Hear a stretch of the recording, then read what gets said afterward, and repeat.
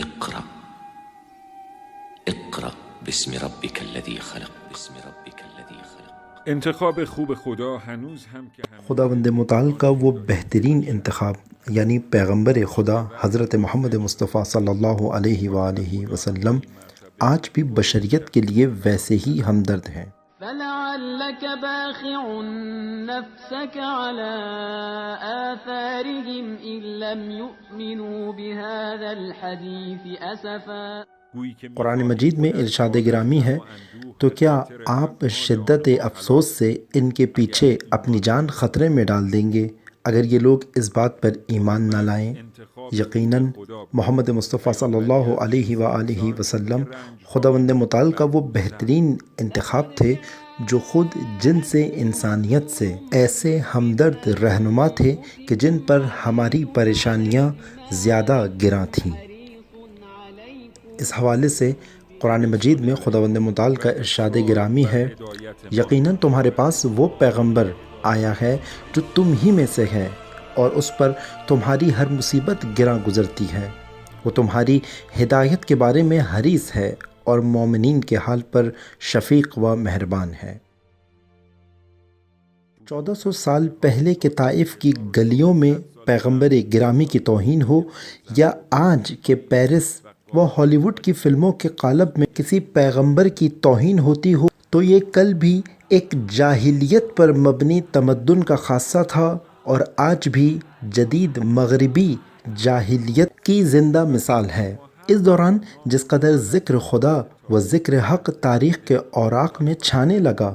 پیغمبر اکرم کی توہین کا سلسلہ بھی گائے بگائے شدت اختیار کرتا گیا۔ انقلاب اسلامی کے نور نے وحشی اقدار پر مبنی مغرب کے لیے ایک اور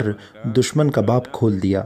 یعنی اب مغرب کا دشمن سوشلزم کا وہ بوسیدہ نظام نہیں بلکہ انقلاب اسلامی کے پرچم تلے اسلام کی وہ حقیقی تصویر ہے جو نہ صرف مشرق میں بلکہ مغرب میں بھی انسانیت کے دل جیت رہی ہے۔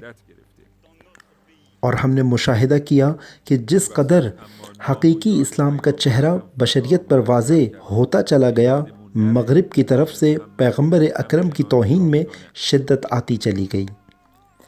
اگرچہ ان تمام اہانتوں کے باوجود بھی نام گرامی پیغمبر اکرم کی نورانیت کسی طرح بھی کم نہ ہو پائی،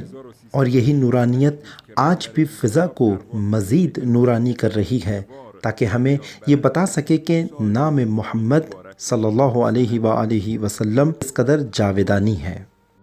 جب اس اہانت کی ایک نئی لہر شروع ہوئی تو 21 مارچ 2006 کو رہبر معظم انقلاب اسلامی نے ایرانی سال کے آغاز میں اس سال کا نام پیغمبر اسلام رکھا۔ آپ نے اپنے خطاب میں فرمایا، آج پیغمبر اسلام کا درس اپنی امت و تمام بشریت کے لیے یہ ہے کہ ہم علوم سے آراستہ ہوں،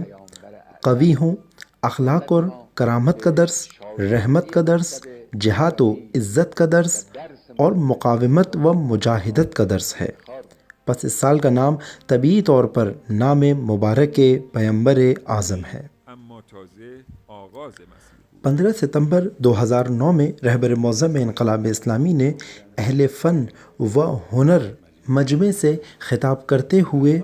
محمد رسول اللہ صلی اللہ علیہ وآلہ وسلم فلم کے اہم کردار آغا مجید مجیدی کو مخاطب کرتے ہوئے فرمایا، میں اپنے عزیز آغا مجید مجیدی کو ایک تسلی دینا چاہتا ہوں کہ ابھی بھی اس جہنم کے ساتھ ساتھ کہ جس کا آپ اپنی لطیف دل و ہنرمند آنکھوں سے ملاحظہ کر رہے ہیں، ایک پاکیزہ بہشت بھی وجود رکھتی ہے، لہٰذا اس فرصت سے غافل نہ رہیں۔ دراصل خود رہبر معظم انقلاب اسلامی اس فلم کے بنیادی بانی و سوچ دینے والے تھے۔ یہ حقیقت خود مجید مجیدی کے اس فلم کے بارے میں کیے گئے اظہارات میں ذکر ہوئی ہے۔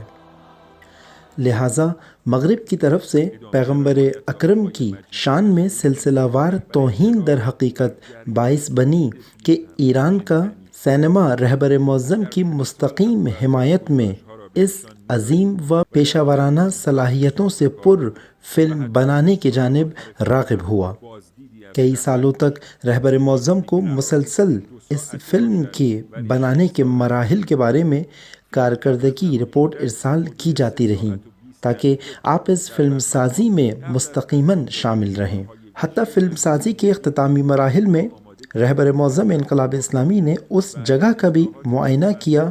جہاں اس فلم کو شوٹ کیا گیا تھا۔ رہبر معظم وہ پہلے فرد تھے جنہوں نے پہلی بار مکمل فلم کا مشاہدہ کیا تاکہ وہ اصلاحات جو آپ کے مد نظر ہوں ان کو انجام دیا جا سکے۔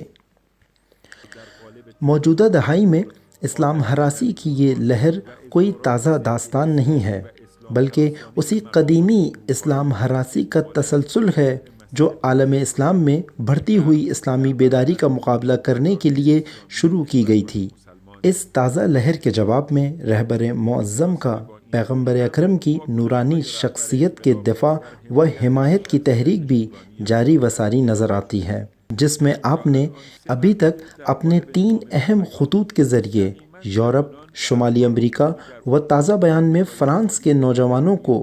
حقیقت حال سے آگاہ کیا اور ان کو دعوت دی کہ آپ مغربی میڈیا کے علاوہ خود اسلام کے خالص و بنیادی و حقیقی منابع سے اسلام و پیغمبر اسلام کی شناخت حاصل کریں۔ اس حقیقت کے باوجود بھی کہ خدا کے پیغمبر کی توہین کا سلسلہ قدیم جاہلیت کی ثقافت جیسے طائف سے لے کر جدید مغربی جاہلیت جیسے پیرس تک جاری و ساری ہے، پیغمبر اکرم کا دل آج بھی اس بشریت کے لیے اسی طرح درد مند ہے اور وہ آج بھی ہماری ہدایت پر مصر ہیں، حتیٰ ہدایت بشر کے غم میں خود کو کسی ہلاکت میں ڈالنے سے بھی گریز نہیں کرتے۔